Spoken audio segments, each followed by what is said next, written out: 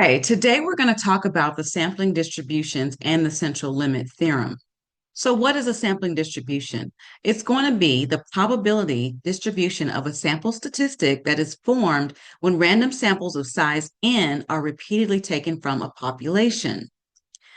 If the sample statistic is the sample mean, then the distribution is the sampling distribution of sample means. So here's a visual that shows you that we're taking random samples from the population of size n and finding their means. This, all the means together, is the sampling distribution of the sample means.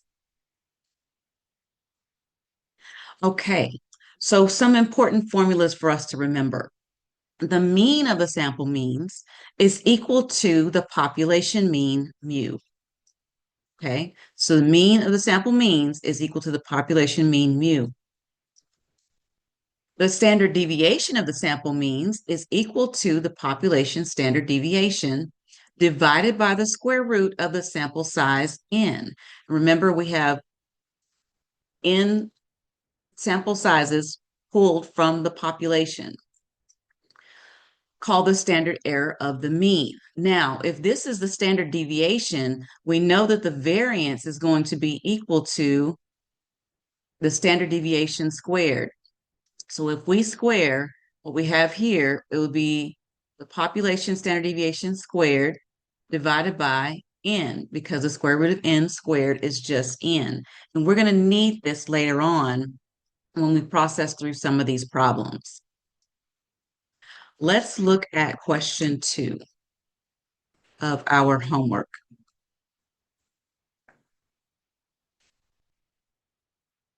All right, a population has a mean mu of mean equaling to 72, and a standard deviation equaling to 28. Find the mean and standard deviation of a sampling distribution of sample means with sample size n equals 49. Well, let's recall our formulas.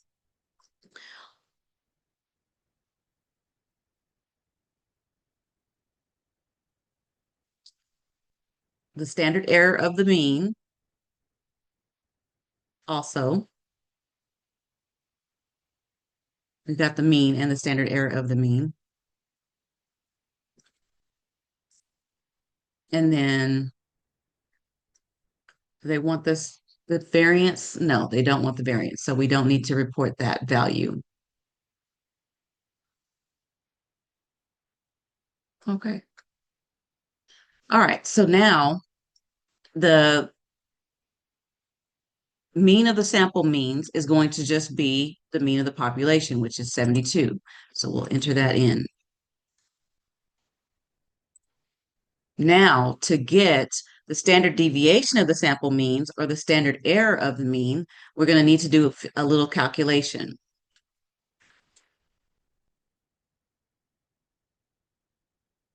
So that is 28 divided by square root of 49, or 28 divided by 7, which is just 4.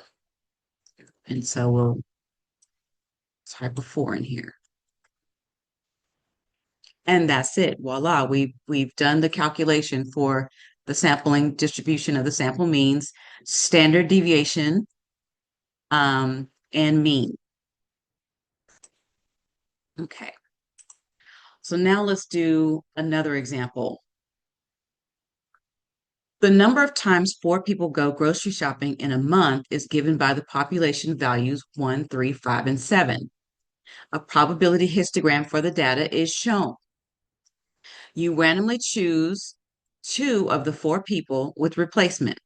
List all possible samples of size n equals 2 and calculate the mean of each. These means form the sampling distribution of the sample means. Find the mean, variance, and standard deviation of the sample means. Compare your results with the mean mu equals 4, the variance equals 5, and the standard deviation equals 2.2 of the population. So we're going to need to keep those values in mind. And we'll come back to the slide if we need to grab some values. So the first thing we're going to do is list all the sizes, or excuse me, the samples of size 2 from the population. So that is 1, 1. And notice 1, 1, 1, 1, and paired with 1, 3, 5, and 7. And we find the mean of that. So 1 plus 1 divided by 2 is 1. And that's how we're reading this. 1 plus 3 is 4, divided by 2 is 2. So we're finding the sample means of each of these pairs. Now, we are going to find the frequency distribution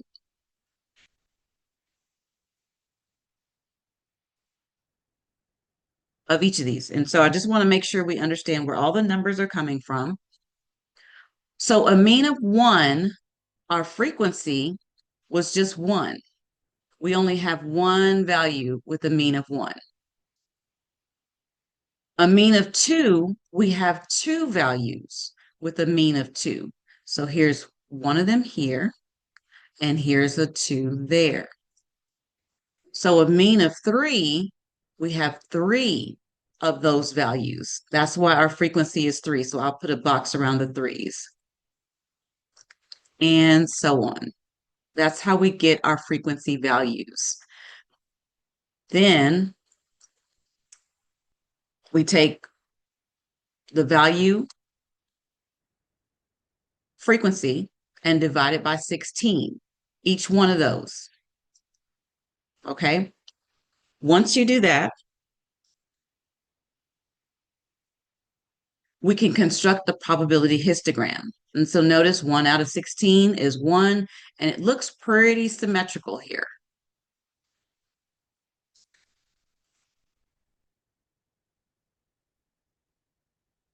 Now, so let's talk about the mean and standard deviation of the sample means. So if you recall,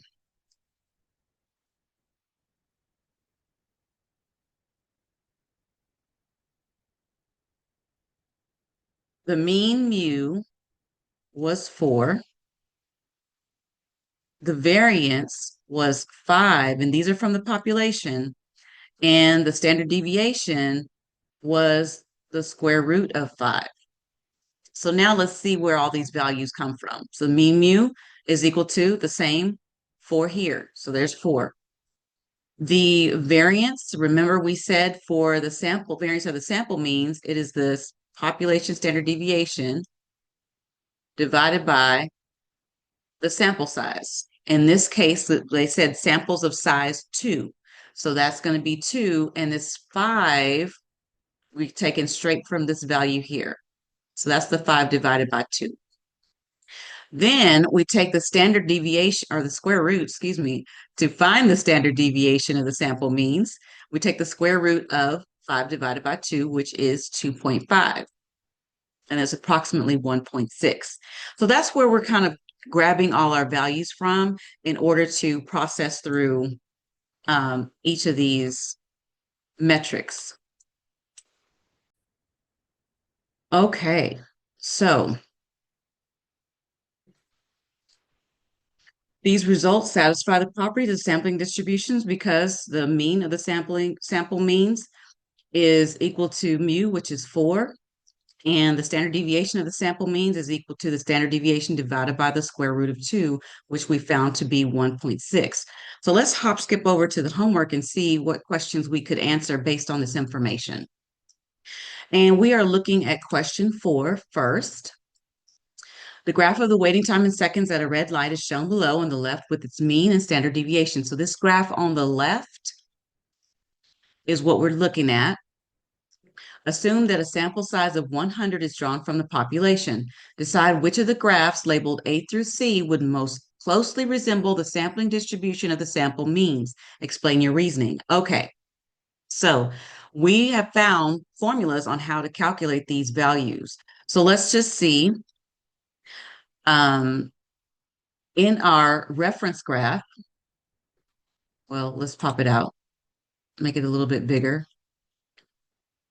In our reference graph, we can see that the standard deviation is 11.1 and mu is 16.7. So, okay, that means if mu of the population or mean is 16.7, then the mean of the sampling distribution of the sample means is 16.7. So A is a choice that we could look at, and C is a choice that we can look at.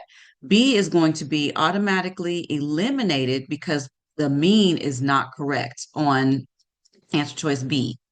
So now we need to do a little calculation. The standard deviation is 11.1. So we need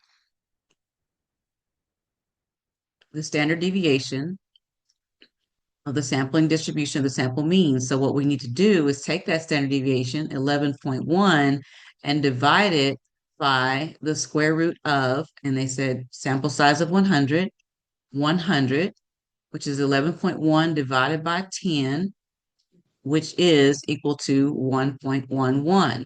So our correct graph is going to be this graph A, because the sampling distribution of the sample mean is not correct on graph C. So let's select that one. Graph A most closely resembles the sampling distribution of the sample means because the mean of the sampling distribution is 16.7. The standard deviation is 1.11, and the graph approximates a normal curve.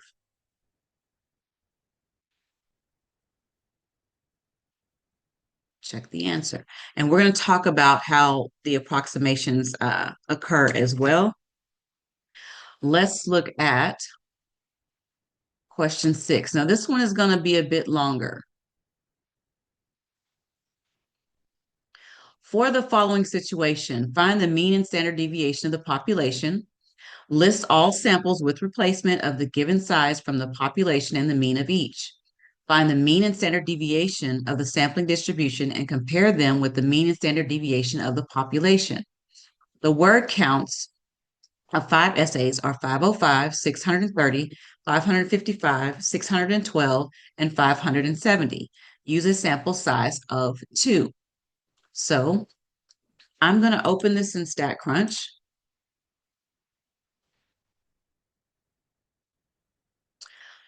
So summary stats, columns, because we want the information, we want the mean and standard deviation of the population. There's a twist to this one. When we're selecting var1, oops, I didn't select it. When we're selecting the population standard deviation, we want the mean. We're going to select the unadjusted standard deviation in StatCrunch. Okay, so the mean of the standard deviation of the population is the unadjusted standard deviation in StatCrunch. Okay, so that's 44.08. Let's minimize this again.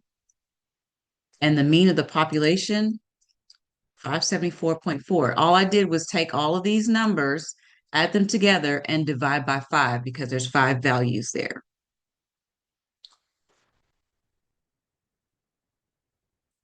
Okay, and again, I'm taking the unadjusted standard deviation.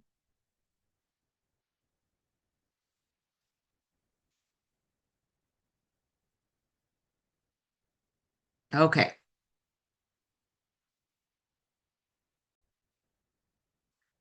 In our TI-84 calculator, what we want to do is go to list 1, and I did that by clicking on stat and then edit. I'm in list 1 and I'm going to enter in the values 505, 630, 555, 612, and 570. I'm going to enter in those values there. Now I'm going to go back to stat, calculate, and number 1, so 1 variable statistics, and second 2, oops, 2, second 1, because I put the values in list 1, and enter.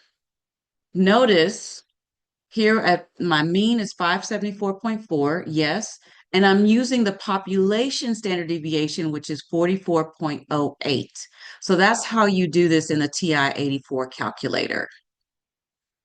Now, for the second part, what we're going to do, or what we're going to need to do, is take each of these and find the mean of each and make sure the mean is correct. So the process is just, I'm gonna clear that out. 630 plus 505 divided by 2,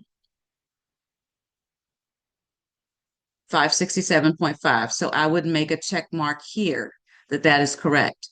So I'm going to go off screen, calculate the rest of these, and verify which ones have the correct accompanying means, and we'll be back and work out the rest of the problem.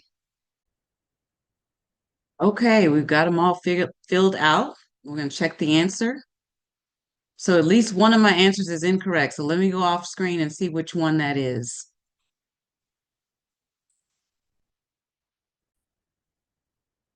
So one thing that I notice about these numbers, they are repetitive. So notice I have, well, the ones that have the same number, those are going to be averaging to the same number. So like this, 630 averages to 630. But I also noticed like we have 630 and 612 here to be 621, and then we have 612 and 630 there. So keep that in mind as you roll through these. Like 505 and 570, mean is 537.5. So Z and X are a pair, right? Those are the same. So just kind of make sure you take note of the ones that are the same so you're not recalculating over what you've already calculated. Okay. So I had to get rid of one of my answer choices, and I'll just give you a hint here before we move into the mean of the sampling distribution. 623 is not in this data set. So you go and calculate all the means, but make sure all of the numbers that they give you are in the data set. Okay. And just pay attention to that. Now, the mean of the sampling distribution is going to be the mean of the population, remember? So 574.4.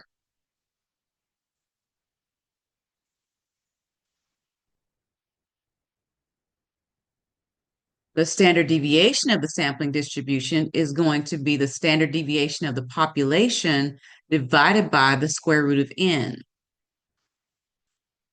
So that looks like 44.08 divided by the square root of n, which is 2, the square root of 2.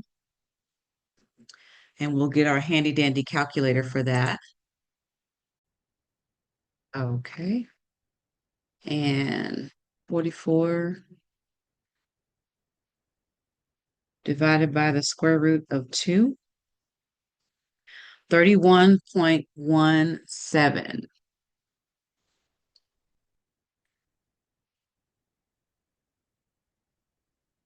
All right. And we made it through that problem. Awesome. All right. Let's head on back over to our presentation and talk about the central limit theorem. So if samples of size n greater than or equal to 30 are drawn from any population with mean mu and standard deviation, then the sampling distribution of the sample means approximates a normal distribution. The greater the sample size, the better the approximation. So notice the graphic, any population distribution, if samples of size n are greater than or equal to 30, then the greater the sample size, the better the approximation to the normal distribution, which is the bell-shaped curve.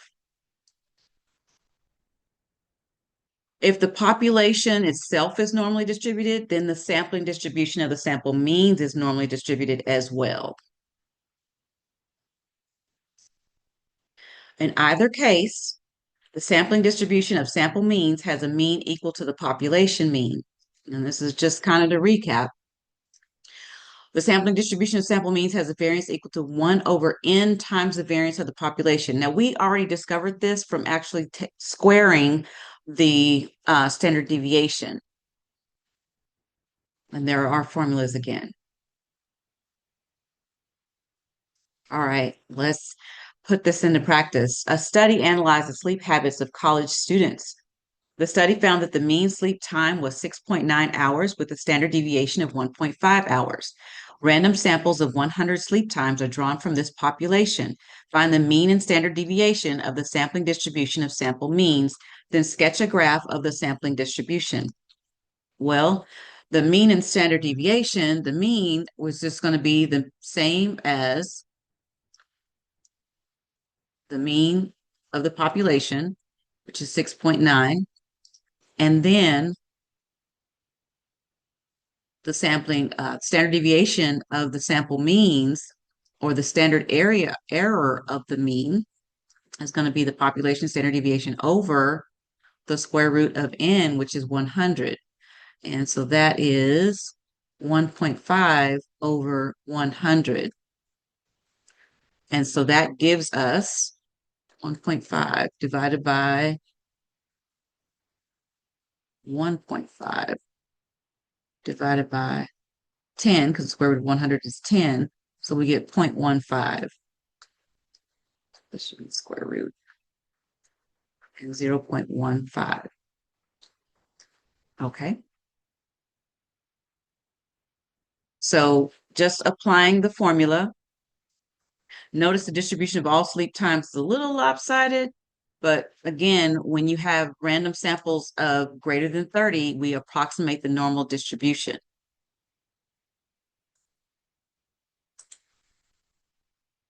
Let's draw a graph. Since the sample size is greater than 30, the sampling distribution can be approximated by a normal distribution. And that was one of our parts of our questions that we answered earlier. And this is our graph. The sampling distribution of the sample means graph is going to be skinnier than the normal graph. Why? Because we are dividing the standard deviation by a number, which makes it smaller. Okay. So now let's look at probability and the central limit theorem. So to transform X bar, the mean, to a Z-score, remember we did that earlier in 5.2 and 5.3. We take the value minus the mean and divide by the standard error of the mean. That is the standard deviation divided by the square root of n. So just keep this in mind as we go into our examples, because they're going to calculate the z-scores of each of these. But I'm going to show you in StatCrunch and in TI-84 how to do this without having to transfer it into a z-score. But let's work through one of the examples, finding the z-score. All right. So the figure shows the mean distances traveled by drivers each day. You randomly select 50 drivers aged 16 to 19. What is the probability that the mean distance traveled each day is between 19.4 and 22.5 miles? Assume the standard deviation is 6.5 miles. Well, let's go ahead and calculate the mean. We know that to be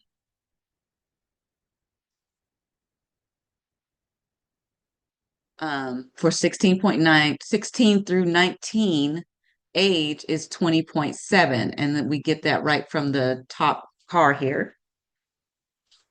And then the standard error is going to be 6.5 divided by the square root of 50, because we took 50 samples. That's approximately zero point 0.9 miles. And here's our graph.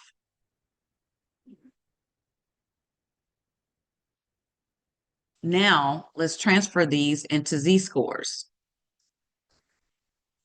So we have negative 1.41 because we took the value x, 19.4 minus 20.7, and we found negative 1.41.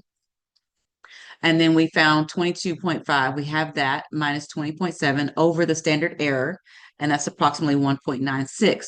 So we're going to find those areas in the table and then subtract them from each other. So again, you can find those areas from the table and then subtract them from each other.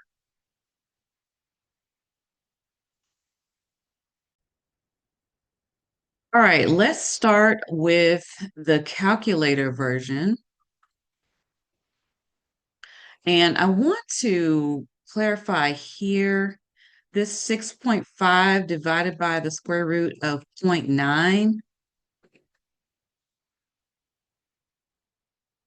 divided by the square root of square root of 50 is 0.9192. So that's going to be important on this particular, the way we're going to work this out.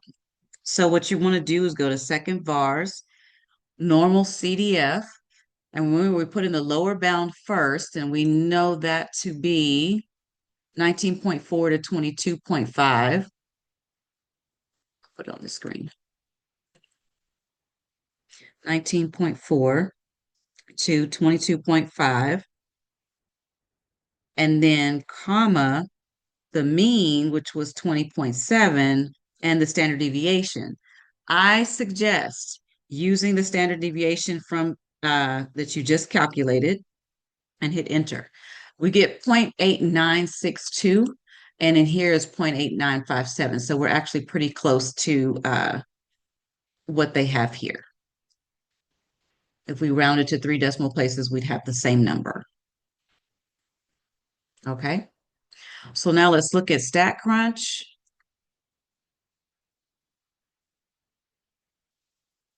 Let's go through the process again. Stat, calculators, normal, and we're going to do the between calculator.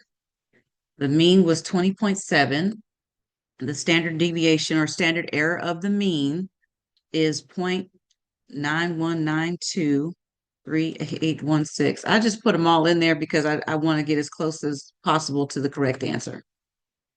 I'm not going to round until the very, very end. So we go from 19.4 to 22.5 and compute and get the same 0.8962. Okay. All right. And here's our graph.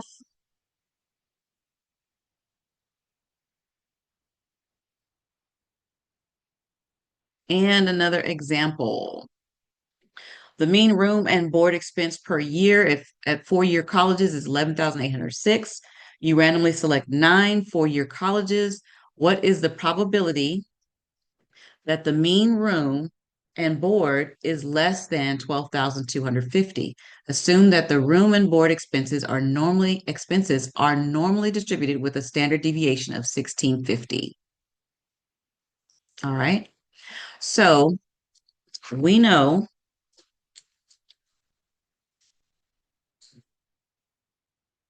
the mean of the sample means is just the mean of the population, which is 11,806. And we've actually selected 9. That's our N is 9. Make sure we're on the pen here. Standard error of the mean, population standard deviation divided by the square root of N. That gives us 1650 over the square root of 9. So 1650 divided by 3 gives us 550.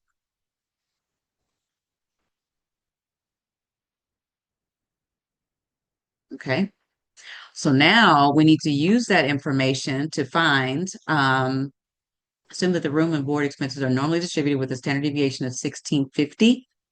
We want to see the probability that the mean room and board is less than 12,250. So finding the z-score, if we find the z-score that's attached to 12,250, we get 0.81. Remember, I'm dividing by the standard error of the mean. Now, in our calculator, if you recall, when we have is less than, our lower bound is like negative 10,000. So normal CDF, negative 10,000, because it's going to be a really small number, up to 12,250, 11,806, and the standard deviation, standard error of the mean was 550. We get 0.79. They actually got 0.81.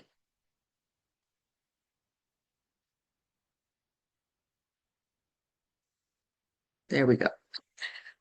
They didn't get 0.81. They got 0.79. That's the actual um, uh, value, the probability that the mean room and board expense is less than 12,250. And StatCrunch will be the same process. You'll go back to standard, less than,